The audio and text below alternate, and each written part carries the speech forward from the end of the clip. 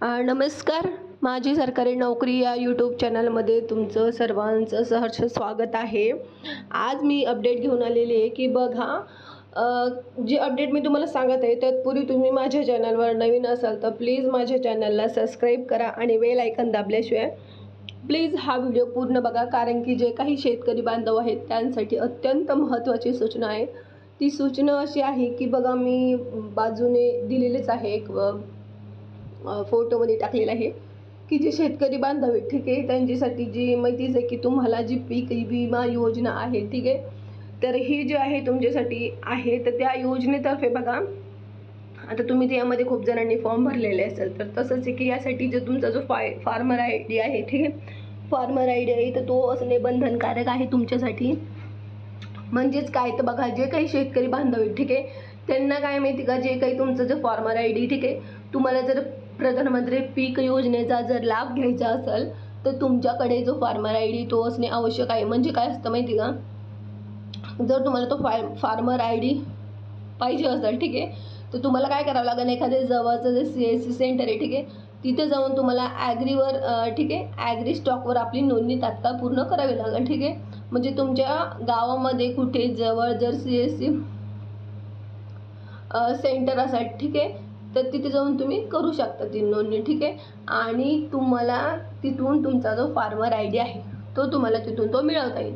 पुढं बघा की तुम्हाला काहीही वेळ नाही घालवता, तुम्हाला ही अपडेट मिळालेली आहे, तर तुम्ही काही वेळ न घालवता तुम्ही तिथे जाऊन तुमचा जो काही फार्मर आय डी, ठीक आहे, तो घेऊ शकता. कारण की फार्मर आय डीमुळं काय होतं की तुमचं जे शेत आहे, ठीक आहे, किंवा तुमच्याकडे जेवढी काही शेती असेल तर ती शेतीवर म्हणजे त्या आय डीनुसार तुमच्याकडे किती शेती आहे, किती नाही, कुणाचं नाव आहे, सगळं काही त्याच्यावरनं कळतं आहे. ठीक आहे, पुढं असं दिलेलं आहे की हा जो फार्मर आय डी आहे, तर यामुळं काय माहिती का, की पुढं चालून तुम्हाला जे काही योजना मिळणार आहे, ठीक आहे, त्या आय डीवरच मिळणार आहे.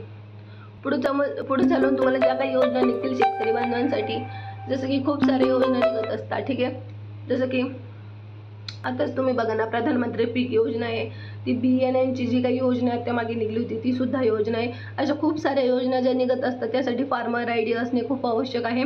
आता फार्मर आय डी असणे खूप आवश्यक झालेलं आहे, त्याशिवाय तुमचे कोणतेही कामं होणार नाही.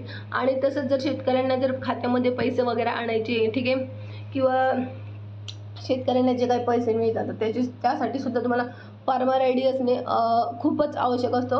कारण की ह्या आय डीशिवाय तुमचं काहीही काम होणार नाही आहे. त्यामुळे तुम्ही लवकरात लवकर जाऊन तुमचं जे काही जवळचं ॲग्री स्टॉकवर किंवा तुमचं जे काही CSC सेंटर असेल, ठीक आहे, तिथे जाऊन तुम्ही नोंदणी करा आणि तुमचा जो फार्मर आय डी, ठीक आहे, तो काढू शकता.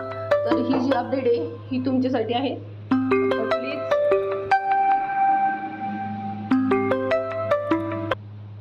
आणि तसंच पुढं चालून तुम्हाला ज्या काही सरकारी योजना निघतात, ठीक आहे, शेतकरी बांधवांसाठी ज्या काही योजना निघत असतात, तर त्यासाठी तुम्हाला हा जो आय डी आहे, ठीक आहे, तो खूपच बंधनकारक आहे आणि तुम्हाला या आय डीशिवाय कोणत्याही योजना तुम्हाला पुढं चालून मिळणार नाही.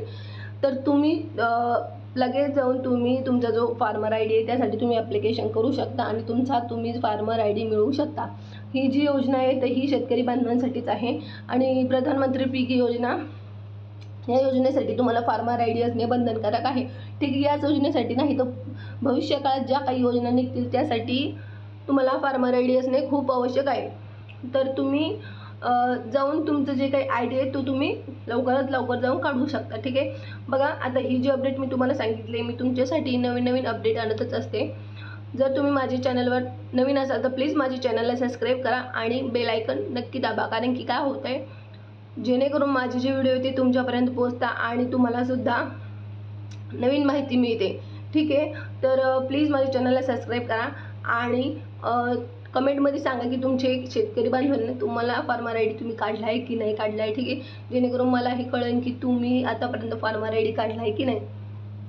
तसंच ज्यांनी काढलेलं नाही त्यांनीसुद्धा मला कमेंटमध्ये सांगा, म्हणजे मलासुद्धा कळेल. आणि तुम्ही जे कमेंट करता त्यावरूनच मला कळते की तुम्ही माझ्या व्हिडिओला किती रिस्पॉन्स देता. ठीक आहे, आणि तसंच की मला तेव्हा कळतं की तुम्ही माझे व्हिडिओ तुमच्यापर्यंत पोहोचताय की नाही पोहोचताय. तर प्लीज करून माझ्या व्हिडिओला लाईक करा आणि शेअर करा आणि सबस्क्राईब करा.